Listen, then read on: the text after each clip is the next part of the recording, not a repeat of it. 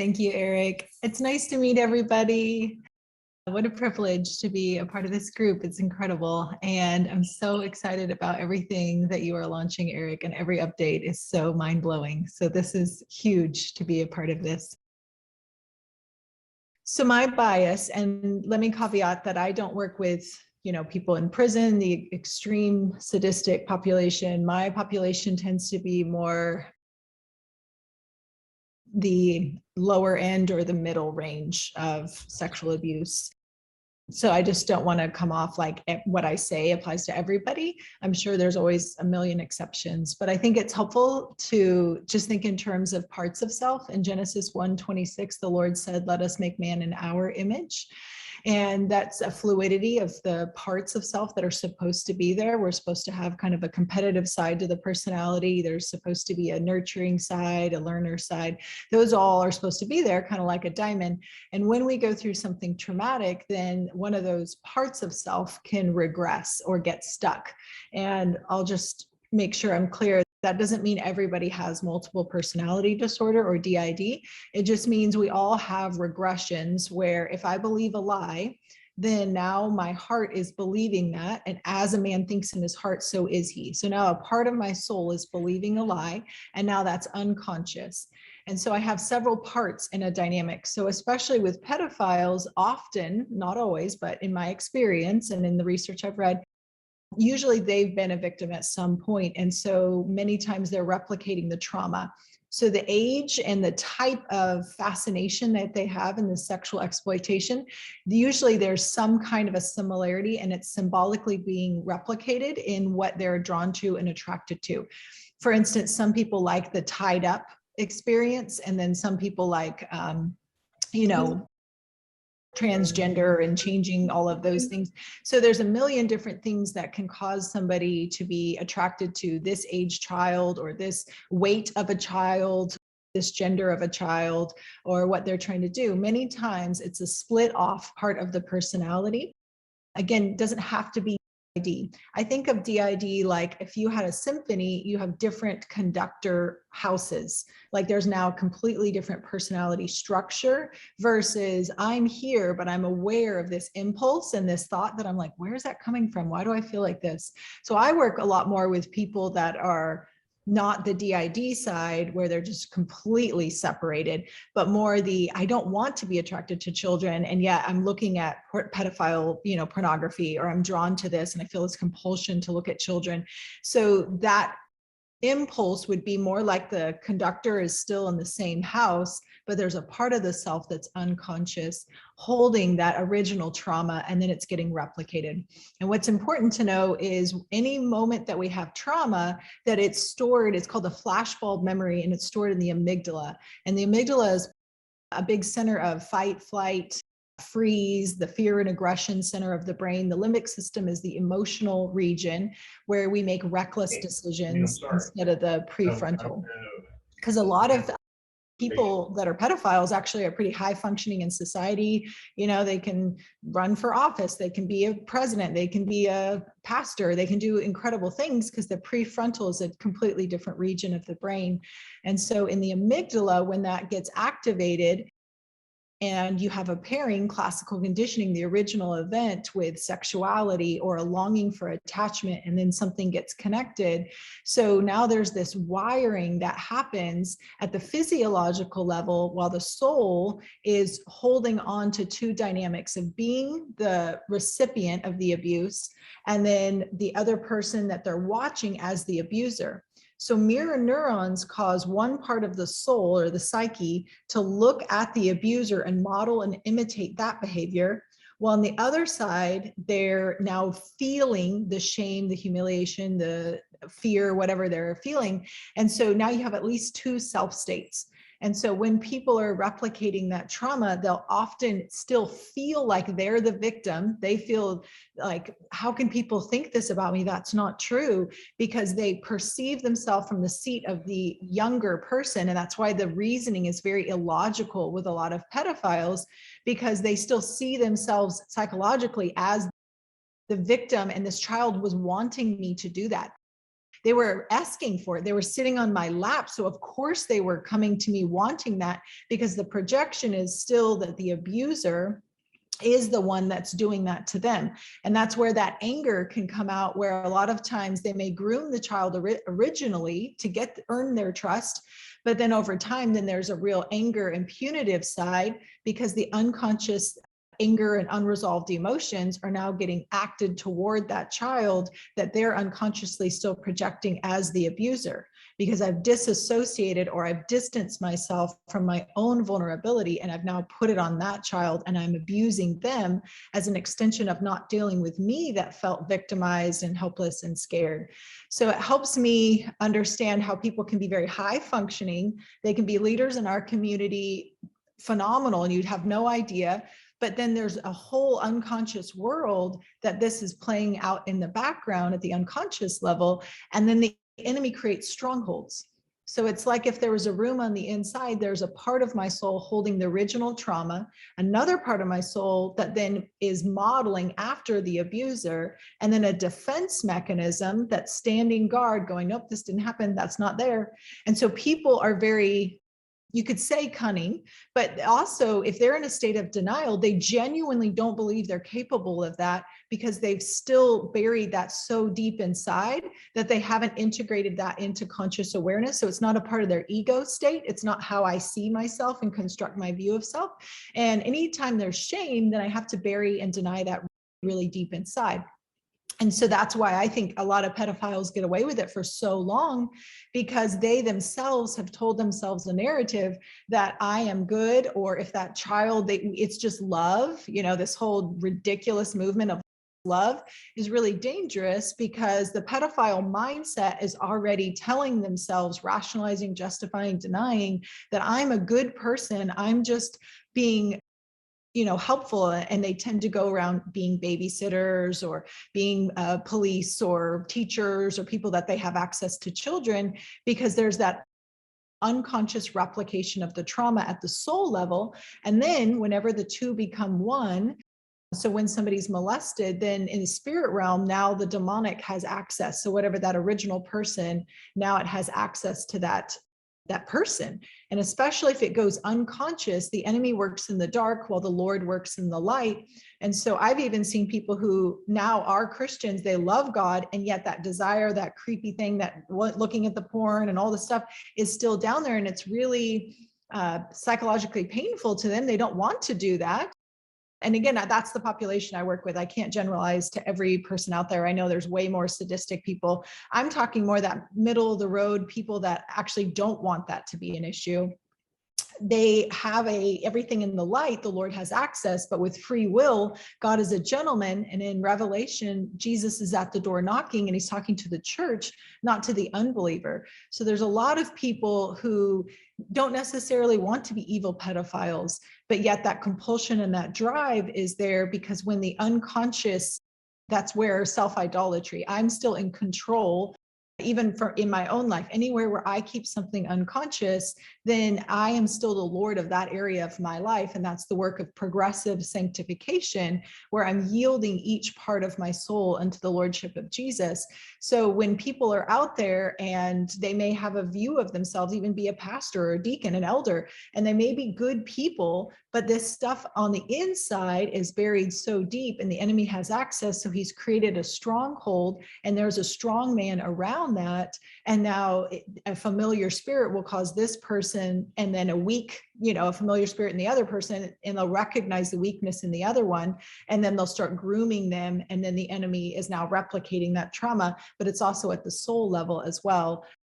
So those are some of the things that I think help me understand the pedophile psyche a little bit from a place of empathy instead of just judgment. I don't know if there's specific questions or thoughts. I do have a question that I'd love for you. Yeah, thank you so much for that. That's amazing. That's an amazing analysis. And so shifting to, how do you counsel people through that to be able to stop the cycle of pedophilia and trafficking, child abuse, so forth? Yeah, thank you. So first, I believe that we have to go back and actually process and reintegrate. So when something doesn't get metabolized into the psyche, then it just almost like a glitch on a CD or a computer. It's like the virus is quarantined, and then gangrene and the demonic and everything just like fuels that. So we have to actually go to the source wound a lot of times. And I think it's valuable, but a lot of times we do it just on behavior modification, and we put more blocks and more sensors and more roadblocks, which are fantastic. But if you don't get to the root, that's always going to bear bad fruit. And so somebody, and there's lots of people that do the work. And I know Ray is on here, and he does incredible work of taking people back to those traumas, helping them process it. And the biggest part is reintegrating the me that's holding all of that. So again, I'm not talking about DID of different personalities. That's different work than what I'm saying right now. But just almost like there's these parts of the soul that were annexed into doing roles to defend and protect and hold and quarantine original trauma. And now we're giving voice and permission for these parts of the soul that are, 5, 6, 10 years old, whatever age we get traumatized, we believe a lie, then emotionally we kind of stay stuck at that age for that part of the soul. And so that's why, I work with CEOs that are like brilliant lead corporations, and they have 5-year-old tantrums and like throw spaghetti against the wall if the wife doesn't make it right, because you can see the age disparity between, I can have a very strong leader part of self, but then maybe the emotional intelligence or creativity or intimacy, these other parts of the personality structure are so held back and regressed that you'll see that huge age gap in people's functioning. And so we bring those parts of the soul back into conscious awareness. And if they're a Christian, now they get access to the presence of Jesus. And that's where I believe if you ask Jesus to be Lord and Savior, you are positionally sanctified, you're righteous, you're going to heaven. And then it says, work out your salvation with fear and trembling. And so there's this process of each area of my soul learning to submit and yield. And so that's the work I see of therapy or inner healing or freedom or all of those things that we all do, bringing those parts of the self to actually work through and grieve and resolve and reject the original lie. And then we can now break agreement with the strong man, so that part of the soul is no longer a puppet being controlled by the enemy. And then now reintegrate and grieve where they felt victimized. And now instead of perpetuating and like what's called kind of disassociating my victimhood onto somebody else, now I can actually resolve it and no longer need to put that outside by doing it to somebody else. I can actually own and work through my own vulnerability and then put everything back together. And what's cool on the redemptive side is I've seen people become more artistic and creative, emotionally intelligent, that when you restore and redeem a part of the soul that's been kind of doing a really yucky job trying to pretend or protect and defend a part of the personality, when that soul is like lifted off and that veil and that stronghold is broken, people become more emotionally available and present and funny. And people have written books and started art projects. So it's just really neat to see the redemption, that when you bring original parts of the personality back to what God intended, that you'll see more fluidity and people can bring the right part of their personality to the right situation. Thank you. That's amazing. Does anybody have any questions? This is Scott. I have a question for you. Are there warning signs that we need to educate people about to help parents and educators identify these individuals that may have those hidden latent issues? Gosh, that is the best question, because I've worked with people that were trafficked based on the school recommendation of babysitters, like here's some good, either a babysitter or a daycare. And these people, because the brain is so defended, and I believe there's a demonic component, but the brain is also so defended against that, like denial so strong that they tend to be very likable and agreeable and charming. And when something is disassociated out of awareness, it's hard for them to even recognize it in themselves. So it can be really hard to recognize it in somebody else. But what I would say is a warning sign is there tends to be low ability to handle frustration. So I would recommend that schools, parents try to kind of subtly set up situations where you're watching the other person deal with frustration, because a big part of trauma is the illusion of control.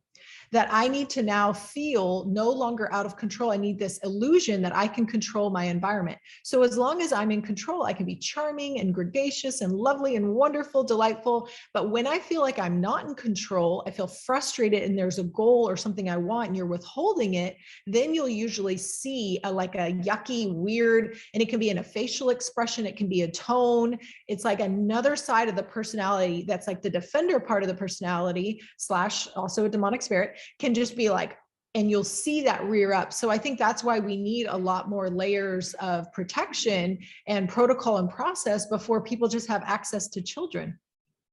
And when you put people through that much process, a lot of times you'll start to see that.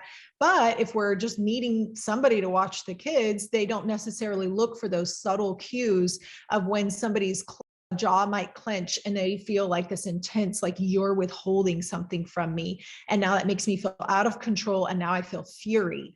So if you see those immediate subtle reactions, that for me can be a clue, but you'd have to train people to actually look for that and then set up scenarios where there's enough obstacles and frustration put in place on purpose to watch how they resolve that, versus somebody that's like, oh man, that's too bad. Let me get that paperwork for you. And there's more of a placid, a calm, serene versus an immediate little reaction that they can tamper down. And so you want to recognize when those times that they feel out of control, how they're responding out of the gut reaction. Thank you. Charity, do you have a question or comment? I did. My yellow hand is raised. You know, going back to when you were talking in the beginning about how when trauma is introduced, oftentimes that is obviously when this can manifest into feelings in the future of them. Could trauma be non-physical trauma as well, like maybe exposure to pornography, yes, acting out, things like that? Could you maybe expand on the word trauma? Oh, absolutely. Thank you, Charity, for saying that. So I'm more psychodynamic. So we actually think it encompasses a lot more than like a physical act of trauma, but it would be even an emotionally unavailable parent or a parent that's kind of hot and cold. Working with a man right now who has a lot of transvestic and then just a lot of dynamics. He actually was never molested. He didn't have, the big T trauma that they talk about, but he had low case trauma of a dad who was in the military, who was always unavailable, distant, critical, and then a mom who was kind of emotionally decapitated, like she was just a flat person. And he was the only boy with a mom and a bunch of girls. And so he identified at the unconscious level with almost her being strangled psychologically, not physically, of having no voice, but yet she's the one that was around more. So he's identifying with her. And so there's this transvestic, like I want to identify with the female, but then there's this elusive feeling that I still want to be a male. And so when he's fantasizing and reenacting dynamics, when you peel it back, you'll usually see a lot more of the family of origin dynamics and not always just traditional, they were molested. There's just so many dynamics that can happen. And when the Bible says a bitter root defiles many. So when grief stays unconscious, then it's like gangrene, like bitterness and resentment and all of that can grow. And even in my own life, I had repressed trauma from childhood, both on the family of dynamic and then on the actual molestation side. And because I never metabolized that, then it just turned into symbolic ways that anger can get acted out. So mine was hurting myself. I didn't hurt others. But that's still another example of how trauma can come in lots of different shapes and forms, and then it's symbolically replicated. Because if the enemy just could carte blanche do whatever he wanted, he would cause everybody to be schizophrenic and everybody would be a pedophile that was molested.